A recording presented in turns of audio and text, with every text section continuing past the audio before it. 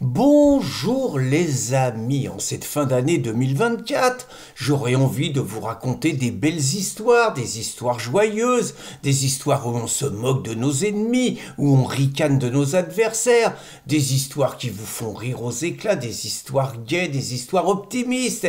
Et puis, hélas, c'est la vie, et la vie, c'est quand on a l'âge que j'ai, eh bien, hélas, on apprend de plus en plus souvent la disparition, la fin d'amis, proches, de camarades de combat qui nous ont tiré leur révérence et c'est ce que je viens d'apprendre. Alors il y a 3 ans, je vous annonçais la disparition de Robert Dunoyer. Vous ne connaissez sans doute pas cet homme, c'était un proche de Jean-Marie Le Pen de qui il avait longtemps assuré la sécurité et notamment la garde rapprochée et puis qui nous avait également protégés quand nous avions des procès un tout petit peu chauds où nous avions besoin d'une présence rassurante et désolé, et dissuasive. Et puis il y a quelques semaines, je vous ai appris la disparition de mon ami René Marchand. René, c'était quelqu'un à qui je devais beaucoup de choses, je ne dirais pas tout, mais beaucoup de choses sur ma compréhension de l'islam,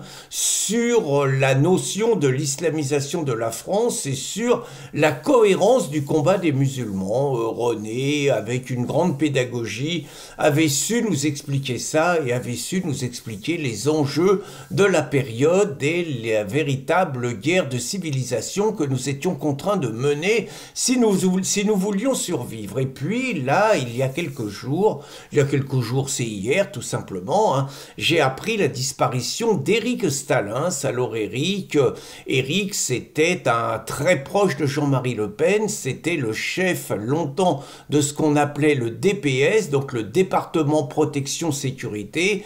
C'était on va dire, une protection que le Front National avait dû mettre en place par rapport aux nombreuses agressions dont il était l'objet dans toutes ces manifestations, dans tous ces meetings et tout, et ça nécessitait une professionnalisation que Éric avait su mettre en place avec nombre de ses camarades. Et donc, Éric, c'était Jean-Marie, celui qu'il appelait le président, et donc, quand Jean-Marie a laissé la place à Marine, Éric a senti que c'était plus sa place, que c'était plus son monde, et avec Robert Dunoyer et quelques autres que j'ai appris à connaître, Petit Jean, Blanc et d'autres, donc ils avaient envie de continuer à servir, donc ils étaient toujours là pour être aux côtés de Jean-Marie Le Pen quand il se déplaçait.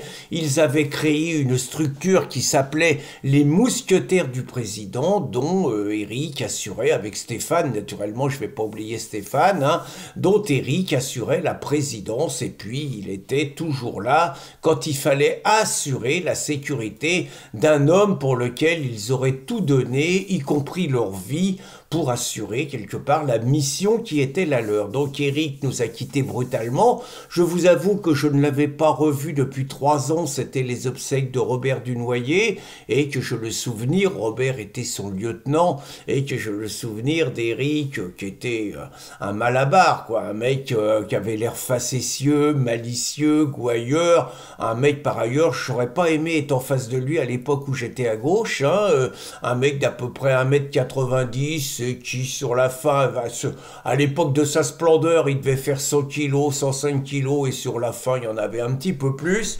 Mais je vous assure que c'était rassurant pour nous de savoir qu'il était toujours là et qu'il assurait notre sécurité avec un grand professionnalisme. Donc je ne l'avais pas revu depuis ses obsèques. C'est toujours le problème, on s'appelle pas, on est pris, on n'habite plus à côté les uns des autres, et nous, on allait moins souvent à Paris.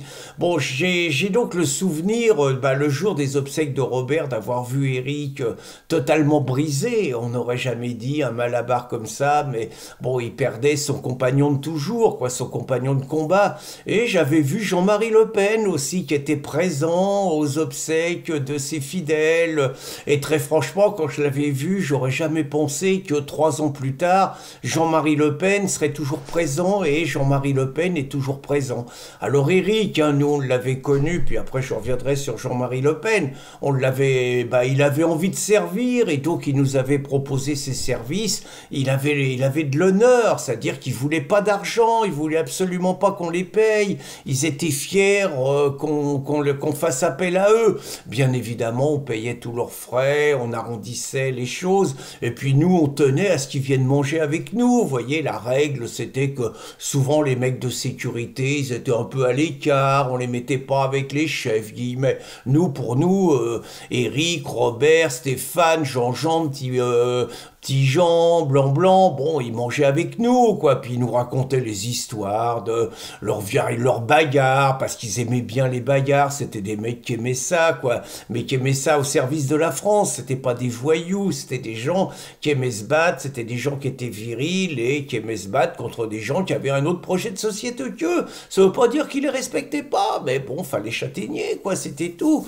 Et donc, on avait vu Jean-Marie Le Pen, et Jean-Marie Le Pen, il est toujours là, 3 ans plus tard, les uns et les autres disparaissent, on le donne toujours mourant, il est toujours là. Je sais que des charognards attendent sa mort avec impatience pour dégueuler toute la haine qu'ils ont contre lui, mais pourtant, Jean-Marie Le Pen, il les voit tous partir les uns après les autres, Mitterrand, Giscard d'Estaing, Chirac, et puis lui, il est toujours là, et lui, comme il a quand même une certaine classe, quoi qu'on en dise, je me rappelle de ce qu'il avait dit à la mort de Chirac, il avait dit « Même mort, l'ennemi mérite le respect ». Je ne suis pas sûr que quand Jean-Marie va nous quitter, tous ses ennemis, dont Mélenchon, soient capables d'avoir la même grandeur d'âme.